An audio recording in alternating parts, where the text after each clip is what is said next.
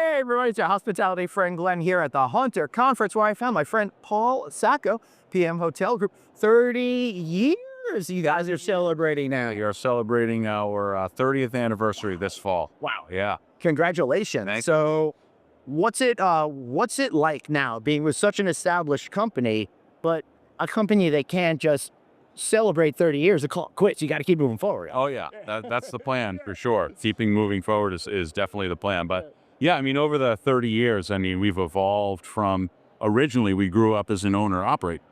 So it's really good to have that perspective of having been in the owner's shoes.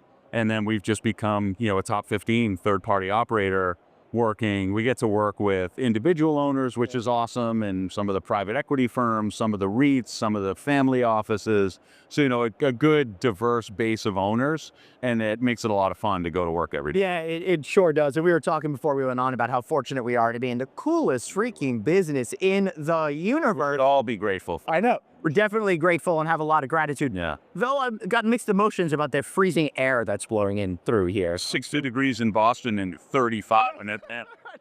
Really strange. You always say. So that owner-operator mindset in this particular climate is probably serving you well. Yes. And for those of you who haven't been following, and I don't know how you can't, but it's getting more expensive to run hotels and it's getting harder to push rates. So how are you trying to figure out that in between to create a bigger spread to make sure everyone could get fed at the end of the day? Yeah, I think a few things. One, you mentioned rate. Yeah. On the top line front, I think it's really important that, we keep mindful that RevPAR growth isn't, accelerating heavily in every market. But we could get our fair share, right? So we're really focused on the commercial front and putting the tools in place in revenue and commercial overall to make sure that we're getting more than our fair share and we're having RPI gains, even if the actual RevPAR gains aren't that dramatic this year, maybe into next year. So that's one. And then we've propped up our operational analytics team over the past few years to really look at all costs of operating a hotel, from labor costs to being out ahead of insurance premiums and things like that, and really focusing on best practices on how to drive TRevPAR as well. So that's a key thing, is focusing on TRevPAR and on RPI. All right, let's put a pin in that for a second. TRevPAR, total revenue per available customer. I've been preaching this mindset for a long time because for so many years we were focused just on what that room costs. But if you sell that room for, let's just say, $100, and one person is going to spend a lot of money in the restaurant and the other one doesn't, who's a more valuable customer to you? And how do you think about that? How do you leverage that potential opportunity to get the right customers in the right place at the right time? Yeah, I mean, I think it's a mix, right? I think it's about sort of harnessing the data we have to really mine for how people are traveling and when they're traveling. And it may be capitalizing on different customer preferences at different demand periods within the year, right? So, or within a quarter. So it's really focusing on when people are traveling, why they're traveling, and really harnessing intent-based searches that happen today. So we know how to cater to those customers on their trip. How are you thinking about capturing those intent-based searches that are out there? Yeah, so we're really focusing on commercial, and I think it starts with recognizing that AI is going to continue to evolve in our industry. It's at an infancy stage, even though it has been sort of dramatic growth of what AI has done over the past couple of years. And it's about recognizing that people are now going on to Gemini and ChatGPT, et cetera, and they're plugging in their searches and their rationale for travel in a different way than in the past. So how do you show up on those searches?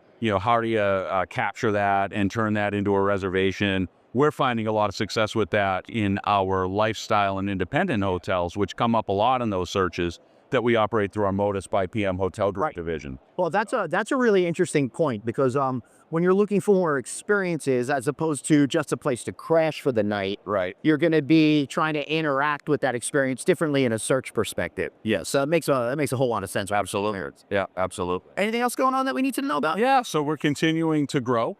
As you know, we're a little over a year past our merger with Sightline, and that's really exciting. And my good friend Kirk Pedersen has been named our Chief Operating Officer. Congratulations to Kirk. Yeah, absolutely. So great friends, great partner. We've grown the company well together with Joseph over the past year or two. And it's great to have him in the COO role. Yep. And we're soon to announce over the next couple of quarters. I think we're going to do a strategic partnership or two that'll be fun to talk about. But again, we're an independently owned company, so it's really about sort of smart growth. We're not looking to grow for growth's sake. We have that opportunity through being independently owned. So, we're just focused on growing nationally with the right deals. I love it. Beautiful. I couldn't have said it better myself. I guess that's why he's got his job, and I just talk BS for a living. Oh, we should all in. I know what you did. We should all in. I feel free. Awesome. Let's take it back to the beginning and how blessed we are all. Realize, and this industry will absolutely continue to thrive. I think you hear it from like Chris Nacetta on the main stage and others.